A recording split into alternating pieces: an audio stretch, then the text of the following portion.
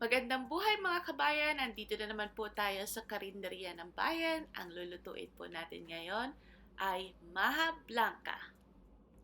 Para sa buong sukat ng mga sangkap, makikita niyo po ito sa dulo ng video na to.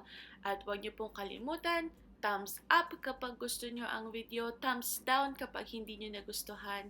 Salamat po! Tara na po, simulan na natin. Kakailanganin po natin ng cream of corn,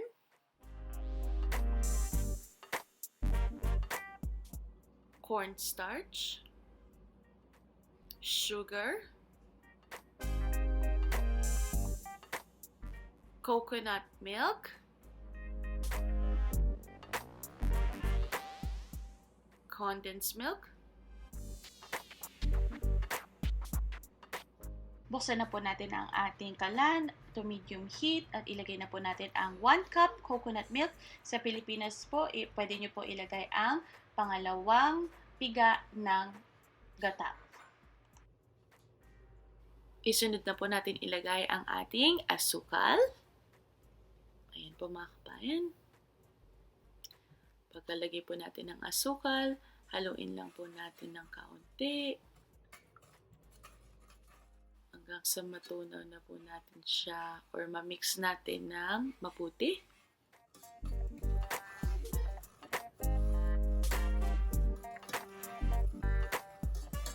Isunod na natin ilagay ang ating bida ng sangkap, ang cream of corn. Naku, masarap to mga kabayan. Tiyak magugustuhan to ng inyong pamilya pag ginawa nyo ang ating maha blanca.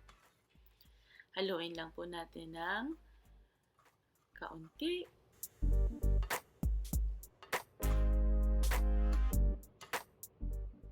Pwede din po kayo mga kabayan gumamit ng fresh na mais. Ang gagawin nyo lang po, kakayudin nyo lang po ang mais gamit ang kutsilyo.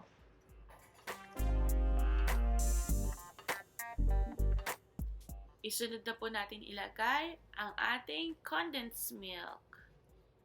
Lalong magpapasarap ng ating maha blanca.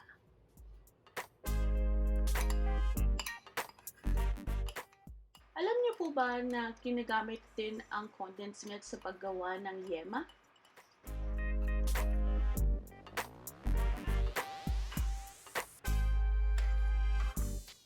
Haluin lang natin ang ating mga sangkap ng mabuti.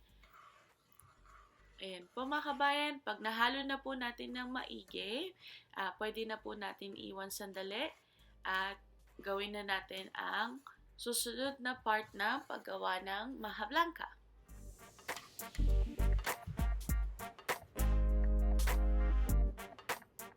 Kakailanganin po natin yung cornstarch natin. Ilalagay natin sa natira nating coconut milk. Po mga kabayan, ilalagay lang po natin at imimix lang po natin ang ating cornstarch sa ating coconut milk. Siguraduhin nyo lang po na maihalo nyo po ang cornstarch sa coconut milk natin ng maigi.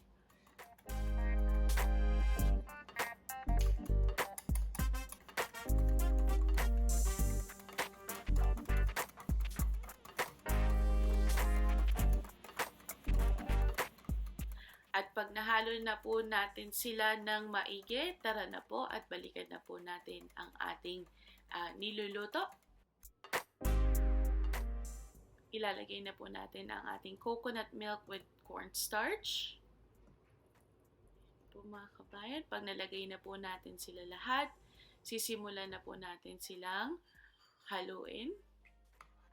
Ayan po mga kabayan, hahaluin na lang po natin ng hahaluin hanggang sa maglapot na po ang ating niluluto.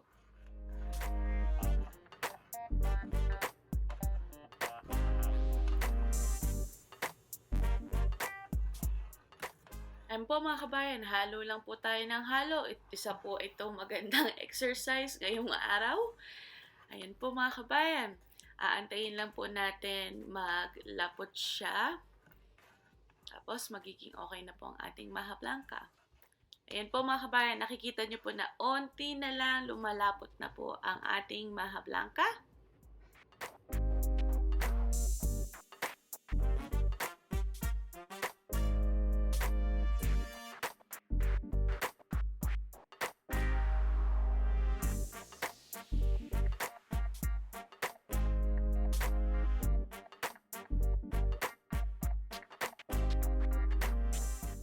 Ayan po mga kabayan, mukhang okay na ang ating pagluto ng maha blanca. Kapag ganyan na po ang consistency, pwede na po natin yan ilipat sa ating magandang lalagyan. Yan, haluin lang natin kaunti. Ayan po mga kabayan, nakikita niyo po, medyo malapot-lapot na ang ating maha blanca. Ibig sabihin, okay na po yan ilagay sa ating lalagyan.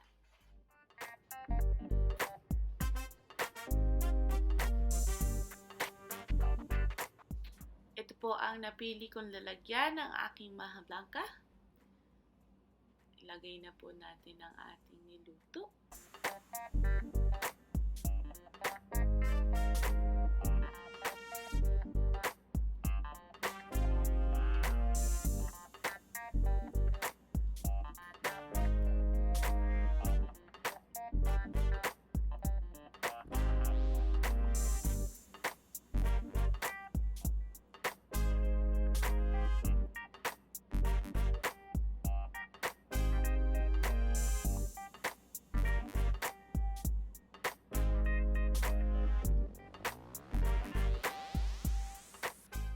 Ayan po mga kabayan, i-flat ko lang po ng kaunti ang aking maha blanca.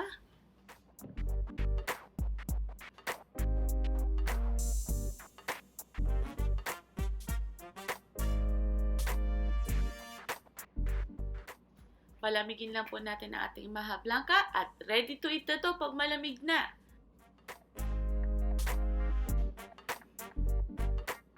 Kung gusto niyo pong gawing espesyal ang ating maha blanca, pwede niyo rin pong lagyan ng cheese or queso on top gaya ng ginagawa ko po ngayon.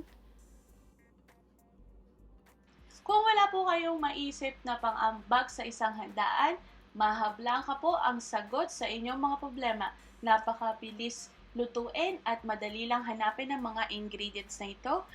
At sa mga tao hindi pa nakakapag-subscribe sa aming channel, mag-subscribe na po kayo para wala po kayong makaligtaang mga videos namin.